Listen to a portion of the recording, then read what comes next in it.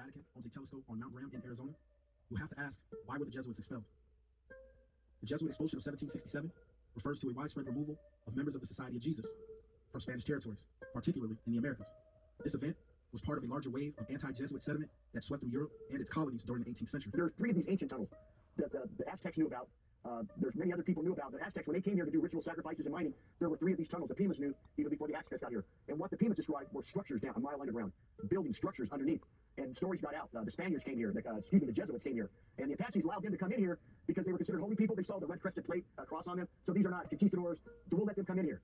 And they were supposed to have been here converting savages into being good Christians. But according to the Apaches, that was the last thing they were here for. They didn't care about converting anyone. They came here for gold, but they came here for one other reason. The Jesuits were known for their educational, missionary, and social work.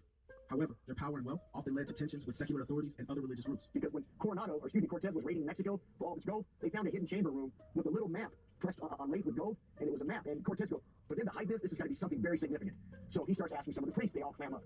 If you look at history, if you know anything about history at all about the conquest of Mexico with the Spanish, Cortez was a sadistic man. He was into torturing, and he did that very well, apparently, to get truth out of people during the Spanish Inquisition, when they were, people converting to Islam and invaded Spain.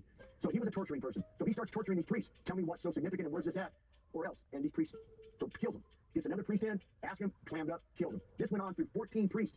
Finally, from what they described, the other one, he's a young man, between 17 and 19 years old. And they described him stepping over the bodies as they call him up here. And they had their translator tell them word for word, you see what happened to these people? If you don't want this to happen to you, tell us what's so important about this map. And the kid talked.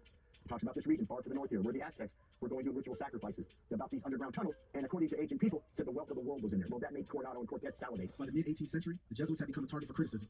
Enlightenment thinkers criticized their hierarchical structure and influence over education and politics. The natives didn't share the secrets of this area until Father Kino comes into the picture.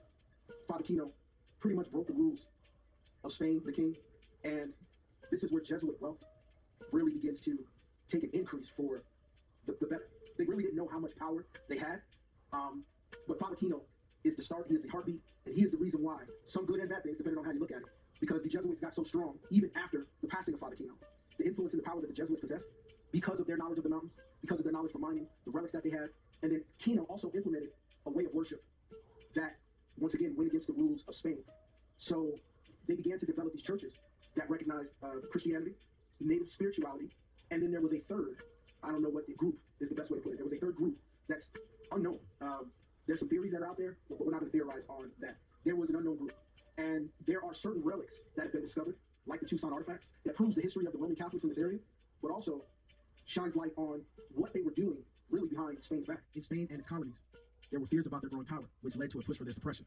Well, they want this to get back to King Louis of Spain, so they were here not just for the gold, but they wanted to find access to these tunnels. But the Apaches told them right off the bat, when they did bring it up, I think 3 or 4 times, we're not allowed to talk about that. It's very sacred to us. Don't ask about it again. So, okay, but if you're here looking for gold, they pointed them out where to find large vats of gold. They built 6 chests, 3 by 3.5, all of them loaded up with gold. The problem for them, they were sending word back to Mexico and back to Spain that they hadn't found nothing, and they're converted. They didn't even mention the fact that they were sitting on large amounts of gold. Well, word got out that they were, so the king sends ships to Mexico with orders to send conquistadors in here to get these Jesuits and kill them. And oh yeah, by the way, get all the gold that they've been hoarding. Well, they knew it was coming. So what they did, with the help of the Apaches, they went out and with one of the 6 chests, they took a small portion out, divided it among the 12 Jesuits, say, look, they're coming for us. You know what they're going to do when they catch us? They're going to kill us. So we're going to leave them out and wait till the smoke clears, and then come back and here retrieve that gold. And according to the Jesuits in their own word, we'll live like kings ourselves. On February 27, 1767, King Charles III of Spain issued a decree expelling the Jesuits from all Spanish territories. The order was executed rapidly, with Jesuits being arrested, their properties confiscated, and they were sent to various locations without being given time to settle their affairs. Half of them went to New Orleans, and the other half went back towards Mexico. A lot of people thought that was pure suicide.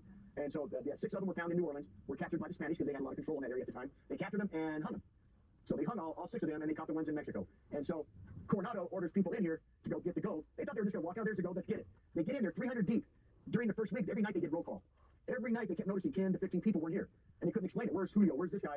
And it wasn't until about a week later, they found this little canyon with all their dead conquistador buddies in it. That's when they realized that they were being picked off. But once the Apaches saw that they were onto that, the Apaches swarmed on them. Wiped out all but just a couple of the 300, even killed their horses. From what I heard, the conquistadors that made it out on foot.